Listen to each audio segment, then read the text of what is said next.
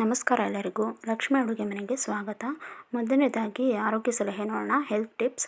ಮೊಡವೆ ಇದ್ದವರು ಮೆಂತ್ಯ ಸೊಪ್ಪನ್ನು ಚೆನ್ನಾಗಿ ಅರೆದು ರಾತ್ರಿ ಮಲಗುವ ಮುನ್ನ ಮುಖಕ್ಕೆ ಹಚ್ಚಿಕೊಂಡು ಬೆಳಿಗ್ಗೆ ಉಗುರು ಬೆಚ್ಚಗಿನ ನೀರಿನಿಂದ ಮುಖ ತೊಳೆದುಕೊಳ್ಳಬೇಕು.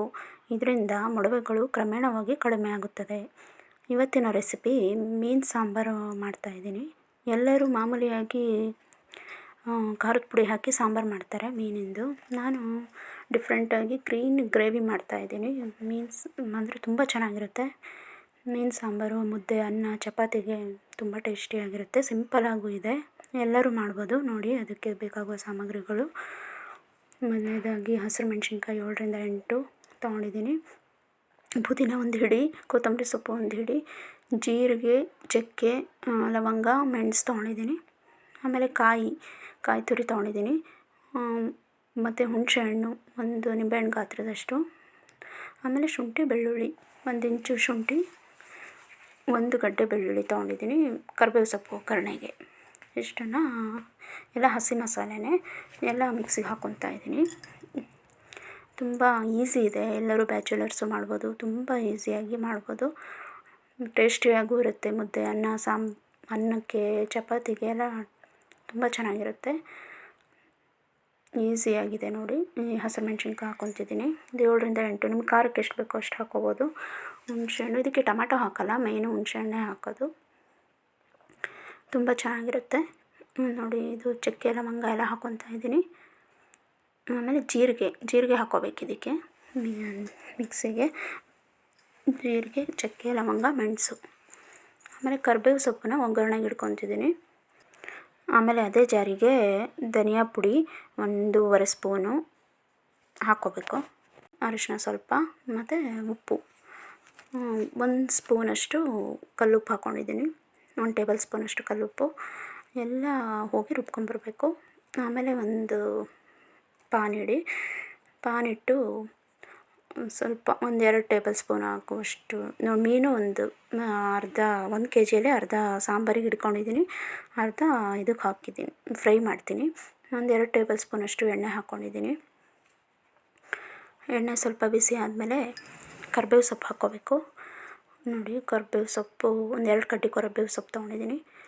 ಆಮೇಲೆ ರುಬ್ಬಿರುವಂಥ ಮಸಾಲೆನ ಹಾಕಿ ಸ್ವಲ್ಪ ಬಾಡಿಸಿ, ಹಸಿ ಹಾಕಿರ್ತೀವಲ್ವ, ಹಸಿ ಈರುಳ್ಳಿ ಎಲ್ಲ ಹಸಿಯಾಗಿ ಹಾಕಿರ್ತೀವಿ, ಹುರಿದೇನೂ ಹಾಕಿರಲ್ಲ. ಸ್ವಲ್ಪ ಹಸಿ ವಾಸನೆ ಹೋಗೋವರೆಗೂ ಒಂದು ಸ್ವಲ್ಪ ಫ್ರೈ ಮಾಡ್ಕೊಳ್ಳಿ. ಸ್ವಲ್ಪ ಫ್ರೈ ಮಾಡ್ಕೋಬೇಕು, ಜಾಸ್ತಿನೂ ಬೇಡ. ಆಮೇಲೆ ಕುದಿಸ್ತೀವಲ್ಲ, ಆವಾಗಲೂ ಹೋಗುತ್ತೆ, ಹಸಿ ವಾಸನೆ ಎಲ್ಲ ಹೋಗುತ್ತೆ ಮಸಾಲೆದು. ಆಮೇಲೆ ಇದು ಮಸಾಲೆ ರುಬ್ಬಿರುವಂಥ ನೀರನ್ನು ಹಾಕ್ಕೊಂಡಿದ್ದೀನಿ. ನಿಮಗೆ ಕನ್ಸಿಸ್ಟೆನ್ಸಿ ಎಷ್ಟು ಬೇಕೋ ಅಷ್ಟನ್ನು ನೀರು ಹಾಕ್ಕೊಳ್ಳಿ. ನಿಮ್ಮ ಚಪಾತಿಗೆ ಅಂದರೆ ಸ್ವಲ್ಪ ಗಟ್ಟಿಯಾಗಿ ಗ್ರೇವಿ ಮಾಡ್ಕೊಳ್ಳಿ.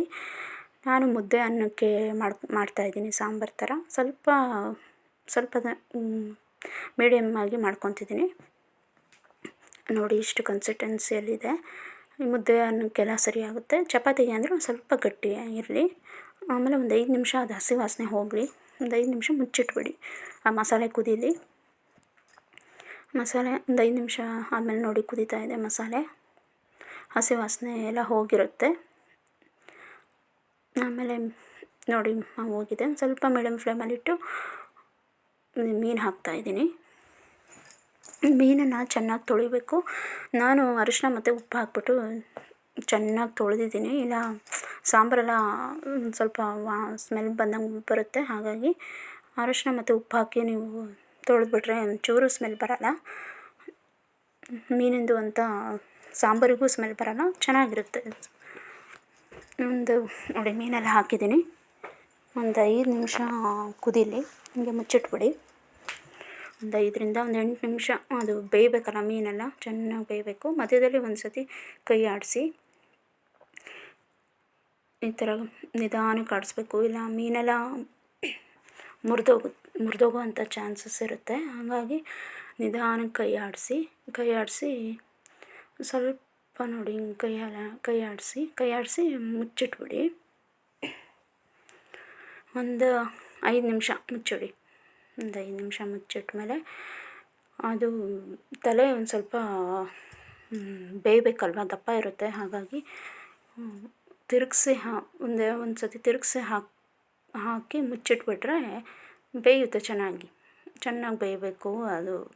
ಸಾಂಬಾರಿಗೆ ಅಂದರೆ ದಪ್ಪ ಪೀಸಸ್ ಇರುತ್ತೆ, ಹಾಗಾಗಿ ಆಮೇಲೆ ತಲೆನೂ ದಪ್ಪ ಇರುತ್ತೆ, ಹಾಗಾಗಿ ಒಂದು 5 ನಿಮಿಷ ಮುಚ್ಚಿಟ್ಮೇಲೆ ನೋಡಿ ಚೆನ್ನಾಗಿ ಕುದೀತಾ ಇದೆ. ನೋಡಿ ಎಣ್ಣೆ ಎಲ್ಲ ಬಿಟ್ಕೊಂಡಿದೆ, ಬೆಂದಿದೆ ಮೀನೆಲ್ಲ.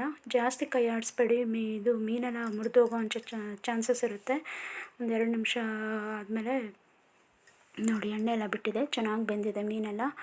ನೋಡಿ ತುಂಬ ಈಸಿ ಇದೆ, ಯಾರು ಬೇಕಾದರೂ ಮಾಡ್ಬೋದು, ಬ್ಯಾಚುಲರ್ಸು ಮಾಡ್ಬೋದು. ಏನಿಲ್ಲ, ಹಸಿ ಮಸಾಲೆ ಎಲ್ಲ ಹಾಕ್ಬಿಟ್ಟು ಒಂದೇ ಸತಿ ಹಾಕಿ ಬೇಯಿಸೋ ಅಂಥದ್ದು. ಉಪ್ಪು ಧನಿಯಾ ಪುಡಿ, ಅರಿಶಿನ ಎಲ್ಲ ರುಬ್ಬಕ್ಕೆ ಹಾಕಿರ್ತೀವಿ, ಏನು ಹಾಕೋ ನೆಸೆಸಿಟಿನೂ ಇರಲ್ಲ. ತುಂಬ ಚೆನ್ನಾಗಿರುತ್ತೆ ಮುದ್ದೆ ಅನ್ನಕ್ಕೆ. ನೀವು ಚಪಾತಿಗಾದರೆ ಒಂದು ಸ್ವಲ್ಪ ಗಟ್ಟಿ ಗ್ರೇವಿ ಮಾಡಿಕೊಂಡ್ರೆ ಸಾಕು. ನೋಡಿ ಚೆನ್ನಾಗಿ ಬೆಂದಿದೆ ಮೀನೆಲ್ಲ, ಎಣ್ಣೆ ಬಿಟ್ಟಿದೆ ನೋಡಿ, ಮಸಾಲೆನೂ ಚೆನ್ನಾಗಿ ಬೆಂದಿದೆ ಮತ್ತು ಮೀನು ಫುಲ್ಲು ಮಸಾಲೆ ಎಲ್ಲ ಹೀರ್ಕೊಂಡಿರುತ್ತೆ. ಒಂದು 7ರಿಂದ ಒಂದು 10 ನಿಮಿಷದಲ್ಲಿ ಸಾಂಬಾರು ರೆಡಿಯಾಗುತ್ತೆ. ತುಂಬ ಈಸಿ ಇರುತ್ತೆ ನೋಡಿ, ಆರಾಮಾಗಿ ಮಾಡಿಕೊಂಡು ಬ್ಯಾಚುಲರ್ಸ್ ಮಾಡ್ಕೊಂಡು ತಿನ್ನುವಂಥ ಸಾಂಬಾರು. ತುಂಬ ಟೇಸ್ಟಿಯಾಗಿರುತ್ತೆ. ಒಂದಿನ ಮಾಡ್ಕೊಂಡು ಹೇಳಿ ರೆಸಿಪಿ ಹೇಗಿದೆ ಅಂತ. Thank you.